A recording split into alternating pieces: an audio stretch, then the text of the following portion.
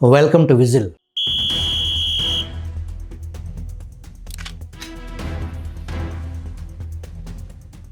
రాజకీయాల్లో కొన్ని నిర్ణయాలు వెంటనే ప్రభావం చూపవు, కానీ అవే కాలక్రమంలో అధికారాన్ని మళ్ళీ నిర్వచిస్తాయి. లోక్సభ స్థానాల పెంపు నిర్ణయం సాధారణ నిర్ణయం కాదు. ఆచితూసి కొలిచి నిశ్శబ్దంగా ప్రారంభమైన ఈ ప్రక్రియ దేశ రాజకీయాల్లో భారీ రాజకీయ మార్పు, సుస్థిరతకు దారితీసే ప్రక్రియగా చూడాలి. ఇది కేవలం సీట్ల సంఖ్య పెరగటం కాదు, ఇది ఢిల్లీ అధికార పటాన్ని మళ్ళీ చిత్రించి ఆ పీఠాన్ని బలోపేతం చేసే విస్పష్ట ప్రయత్నం. ఈ మార్పు తర్వాత రాష్ట్రాల ప్రాధాన్యం, కొత్తగా లెక్కల కొలతలు, పార్టీల బలాబలాలు తిరిగి పరీక్ష గురవుతాయి. దేశ రాజకీయ దిశ, అసలు సిస్సులు, పవర్ డైనమిక్స్కు కొత్త నిర్వచనాలకు చోటు లభిస్తుంది. ఇప్పటి వరకు ఉన్న సమీకరణాలు మారిపోవచ్చు, కొత్త శక్తులు ఎదగవచ్చు, పాత ఆధిపత్యాలు కూలిపోవచ్చు కూడా. ఇక్కడ అసలు ప్రశ్న ఒక్కటే, ఈ మార్పును ముందుగానే అర్థం చేసుకుని దాన్ని తమకు అనుకూలంగా మలుచుకునే రాజకీయ శక్తిగా ఎవరు ఎదుగుతారు అని. లోక్సభ విస్తరణ, అసెంబ్లీ సీట్ల పెంపు, ఆంధ్ర తెలంగాణ రాష్ట్ర రాజకీయాల పార్టీల భవిష్యత్తు ఏ విధంగా ఉండబోతుంది? ఢిల్లీ ఏం ఆలోచిస్తుంది? ఇదే ఇప్పుడు రాజకీయాల్లో హాట్ టాపిక్. ఆ వివరాల్లోకి వెళ్లే ముందు, దివంగత నేత డాక్టర్ వైఎస్ రాజశేఖర రెడ్డి సారథ్యంలో ఢిల్లీలో కాంగ్రెస్ ప్రభుత్వం అండతో 2002లో ఏర్పాటైన డీలిమిటేషన్ ప్రక్రియ 2008 ముగిసిన తరువాతే ఉమ్మడి ఆంధ్రప్రదేశ్లో 2009 సార్వత్రిక ఎన్నికలు జరిగాయి.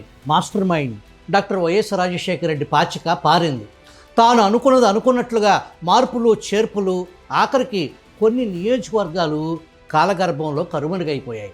వైఎస్ఆర్ లెక్కంతా టార్గెట్ టీడీపీగా సాగింది. కేంద్ర ప్రభుత్వం వైఎస్ చెప్పు చేతుల్లో ఉంది కాబట్టి ఇంక అడ్డేముంది? 3 అంశాల ప్రాతిపదికన ఆపరేషన్ డీలిమిటేషన్ టార్గెట్ తెలుగుదేశంగా సాగింది. టార్గెట్ పాయింట్ 1, టీడీపీకి బలంగా ఉన్న నియోజకవర్గాలను వీలైనంత లేకుండా చేయాలి, ఆ నియోజకవర్గాలను కనుమరుగు చేయాలి.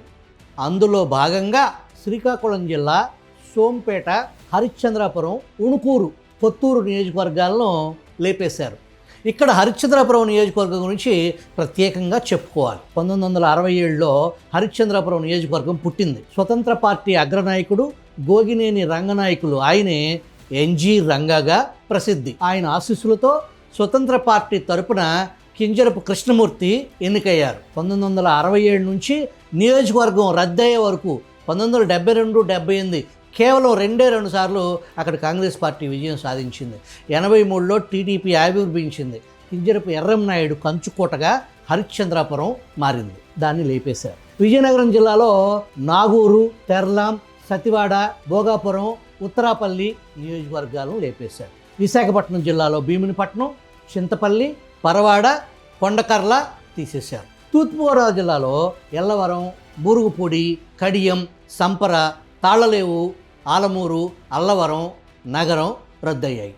పశ్చిమ గోదావరి జిల్లాలో పెనుగొండ, అత్తిలి లేపేశారు. కృష్ణా జిల్లాలో కంకిపాడు, ఉయ్యూరు, ముదినేపల్లి, మల్లేశ్వరం, నిడుమోలు, ఫసక్. గుంటూరు జిల్లాలో కూచిపూడి, దుగ్గిరాల కనుమరుగు. ప్రకాశం జిల్లాలో మార్టూర్, ఖమ్మం. నెల్లూరు జిల్లాలో ఆలూరు, రాపూర్ రద్దయ్యాయి.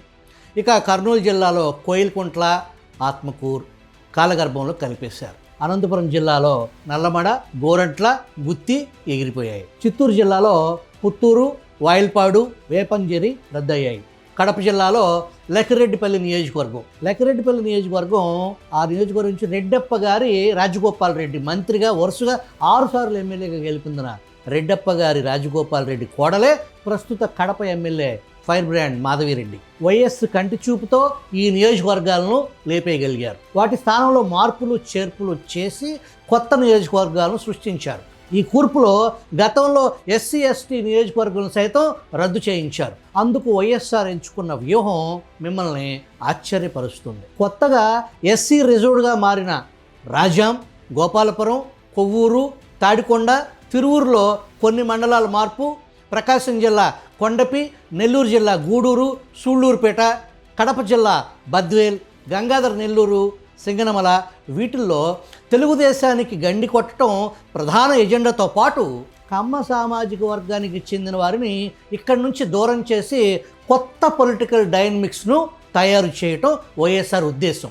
అందుకు తగ్గట్టే 2014 ఎన్నికల్లో వైఎస్ జగన్మోహన్ రెడ్డి పార్టీకి ఈ నియోజకవర్గాలు కంచుకోటగా నిలిచాయి.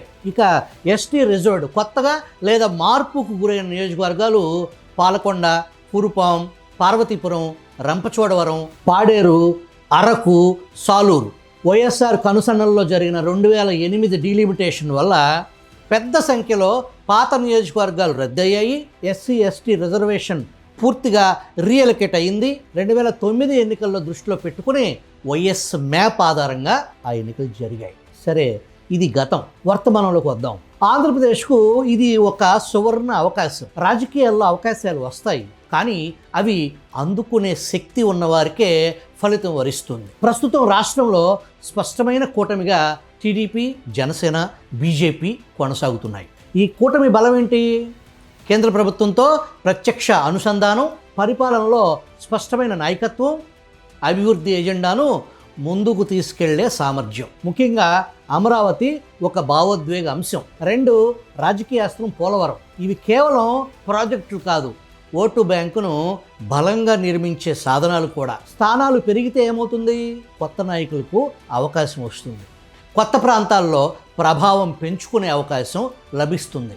అధికార పార్టీకి మరింత అనుకూల విస్తరణకు వీలవుతుంది. మరి ముఖ్యమంత్రి చంద్రబాబు ఆ పని చేయగలరా? ఆయన హిస్టరీని మనం నిశ్చితంగా గమనిస్తే పత్రికలు, ప్రసార మాధ్యమాల ద్వారా పెద్ద ఎత్తున ప్రచారం పొందిన over rated politician Chandrababu Naidu. ఆయన సుదీర్ఘ రాజకీయ జీవితంలో రాజకీయ ప్రత్యర్థులను పూర్తి స్థాయిలో కట్టడి చేయలేకపోయినా, ఆయన ఎటువంటి అద్భుత చాణక్య నీతి చూపకపోయినా 2004 ఎన్నికలకు ముందు ఉమ్మడి రాష్ట్ర ప్రజలు ఏమనుకున్నారు? అమ్మో, చంద్రబాబు రాజకీయాన్ని ఢీకొట్టడం కాంగ్రెస్ వల్ల కాదు అని ఎక్కువ మంది భావించారు. కానీ ఏం జరిగింది? వైఎస్ రాజశేఖర రెడ్డి ముఖ్యమంత్రి అయ్యారు. ఆ తర్వాత రాష్ట్రం విడిపోయింది. గుడ్డిలో మెల్లగా టీడీపీ బయటపడింది. 2019లో జగన్మోహన్ రెడ్డి ముఖ్యమంత్రి అవటానికి కారణం కేవలం చంద్రబాబు నాయుడు పేలవ రాజకీయ పనితీరు. 2024లో తిరిగి చంద్రబాబు ముఖ్యమంత్రి కాగలిగారంటే ఆ క్రెడిట్ మొత్తం వైఎస్ జగన్మోహన్ రెడ్డికే దక్కుతుంది. మరి చంద్రబాబు దేంట్లో హీరో అంటే తెలుగుదేశం పార్టీని కాపాడుకోవటం, పగలు రాత్రి తేడా లేకుండా గొడ్డు చాకరీ చేయటం, అభివృద్ధి మార్పులో తనని తాను చూసుకోవటం, సామాన్యులకు, ఇతర రాజకీయ నాయకులకు సాధ్యపడని క్రమశిక్షణ జీవితం, వ్యక్తిగత అవలక్షణాలకు దూరంగా ఉండటం ఆయన బలాలు. తన రాజకీయ ప్రత్యర్థి బాగా సురుకైన మనిషి జగన్మోహన్ రెడ్డి. చంద్రబాబు అంత సురుకు కాకపోయినా ప్రత్యర్థిని బట్టి మార్చుకోవాలి. నేను మారతాను, నేను మారాను అని ఎన్నికలకు ముందు చెప్పిన చంద్రబాబు మారకపోగా ఇంకా మెత్తగా అయిపోయారు. అందుకు తగ్గట్టే మంచి ప్రభుత్వం ట్యాగ్ తగిలించుకున్నారు అని సొంత పార్టీ కేడరే అసంతృప్తిగా ఉంది. ఇక్కడ తెలుగుదేశం అదృష్టం జగన్మోహన్ రెడ్డి గ్యాంగ్ రప్ప రప్ప నినాదం, టీడీపీకి శ్రీరామ రక్ష. సరే, అసలు విషయంలోకి వెళ్దాం. నియోజకవర్గాల పెంపు మార్పు ఆంధ్రాలో ప్రధాన లబ్ధిదారు టీడీపీ అయినప్పటికీ ఇది అక్కడితో ఆగదు. బీజేపీకి కూడా ఇది వ్యూహాత్మక లాభం చేకూరుస్తుంది. ఏపీలో స్వంతంగా బలహీనంగా ఉన్న కూటమి ద్వారా కొత్త స్థానాల్లో అడుగుపెట్టే అవకాశం బీజేపీకి లభిస్తుంది. జనసేనకు మరికొన్ని స్థానాలు పెరుగుతాయి. మరి వైసీపీ పరిస్థితి ఏంటి? సాలిడ్ ఓటు బ్యాంకు ఉన్న జగన్ రప్పారప్ప నాయకత్వంపై ప్రశ్నలు, గ్రౌండ్లో వైసీపీ కేడర్ బలహీనత, స్థానాలు పెరిగిన సంఘటిత బలం లేకపోతే లాభం పరిమితంగా ఉంటుంది. ఇక తెలంగాణ రాజకీయాలు మరింత క్లిష్టంగా మారబోతున్నాయి. అక్కడ కాంగ్రెస్ అధికారంలో ఉంది. బీజేపీ మాత్రం లోక్సభ స్థానాల్లో వేగంగా ఎదుగుతుంది. మరొక పక్క బీఆర్ఎస్ తన స్థానాన్ని కోల్పోతున్న దశలో ఉంది. మరి అక్కడ స్థానాలు పెరిగితే ఎవరికి లాభం, ఎవరికి నష్టం? లోక్సభ నియోజకవర్గాలను దృష్టిలో పెట్టుకుంటే బీజేపీకి పెద్ద అవకాశం. జాతీయ ఎజెండా, కేంద్ర నాయకత్వ ప్రభావం, పట్టణ మధ్యతరగతి ఓటర్లలో పెరుగుతున్న ప్రభావం. కొత్త స్థానాలు అంటే కొత్త అవకాశాలు. బీజేపీ విస్తరణకు సరైన సమయం. మరి కాంగ్రెస్ పరిస్థితి అక్కడ అధికారం ఉండటం ఒక పెద్ద ప్లస్ పాయింట్. సంక్షేమ పథకాల అమలు, గ్రామీణ స్థాయిలో బలం పెంచుకునే అవకాశంతో పాటు ఒక ప్రమాదం కూడా ఉంది. ఆశలు వాస్తవాలు మధ్య గ్యాప్ పెరిగితే అదే వ్యతిరేకతగా మారుతుంది. బీఆర్ఎస్ ఎదుర్కొనే కీలక ప్రశ్న ఏంటంటే, గతంలో ప్రధాన శక్తి, ఇప్పుడు మూడో కోణంగా మారే ప్రమాదం ఉంది. స్థానాలు పెరిగితే పోటీ పెరుగుతుంది. ఇక్కడ బీఆర్ఎస్పై ఒత్తిడి పెరుగుతుంది. బీఆర్ఎస్ నిలబడాలంటే తనకు ప్రత్యేకమైన ఎజెండా నిర్మించుకోవాలి. ఎంతసేపు ఆంధ్ర వాళ్ళను దుమ్మెత్తిపోసే పాత చింతకాయ పచ్చడి రుచి తెలంగాణ ప్రజలకు రుచించదు. కేసీఆర్ ఆరోగ్యరీత్యా చాలా బలహీనంగా ఉన్నారని వార్తలు వస్తున్నాయి. కుమారుడు కేటీఆర్కు అంతులేని అహంకారం. ఇన్ని అడ్డంకులు అధిగమించి విజయతీరం చేరుకోవటం బీఆర్ఎస్కు చిన్న విషయం కాదు. ఆంధ్ర తెలంగాణలో అసలు లాభం ఎవరికి దక్కుతుంది అంటే రాజకీయ ప్రయోజనంతో చూస్తే ఆంధ్రప్రదేశ్ ముందుంటుంది. ఎందుకంటే ఒకే కూటమి ఆధిపత్యం, కేంద్రంతో నేరుగా అనుసంధానం, రాజకీయ అభివృద్ధి కథనాన్ని ఉపయోగించే సామర్థ్యం. తెలంగాణలో మాత్రం లాభం విభజించబడుతుంది. పోటీ తీవ్రంగా ఉంటుంది. ఒకే పార్టీకి పూర్తి ఆధిక్యం కష్టమవుతుంది. 2029 కేంద్ర రాజకీయాల్లో అసలు గేమ్. ఈ మొత్తం మార్పులో ప్రధాన లబ్ధిదారు బీజేపీ, ఎన్డీఏ పక్షాలు. ఎందుకంటే దేశవ్యాప్తంగా విస్తరించిన నిర్మాణం, కొత్త స్థానాల్లో పోటీ చేసే సామర్థ్యం, నాయకత్వ ఆధారిత రాజకీయాలు. కానీ ఇక్కడ ఒక కీలక ట్విస్ట్ ఉంది. టీడీపీ కింగ్ మేకర్ పాత్ర పోషించే అవకాశం ఉంది. 2029లో పరిస్థితి ఇలాగే ఉంటే, బీజేపీకి పూర్తి మెజారిటీ రాకపోతే, కూటమి అవసరం పెరిగితే అప్పుడు ఆంధ్రప్రదేశ్ ప్రభావం దేశ రాజకీయాల్లో పెరుగుతుంది. టీడీపీ లాంటి పార్టీలు నిర్ణయాత్మకంగా మారతాయి. మరొక కీలక అంశం దక్షిణాది భావజాలం. ఒక పెద్ద చర్చ ముందుకు రాబోతుంది. జనాభా నియంత్రణ చేసిన రాష్ట్రాలకు అన్యాయం జరుగుతుందా అని. ఈ ప్రశ్న దక్షిణాదిలో రాజకీయంగా పెద్ద అంశంగా మారచ్చు. అదే జరిగితే ప్రాంతీయ పార్టీలకు భావోద్వేగ ఎజెండా, కేంద్రంపై ఒత్తిడి, కొత్త రాజకీయ సమీకరణలు, పవర్ డైనమిక్స్ మారిపోతాయి. నియోజకవర్గాల పెరుగుదల, మార్పు అంశాలు కేవలం అంకెల సంఖ్యల మార్పు కాదు. ఇది రాజకీయ భవిష్యత్తు మార్పుకు నాంది.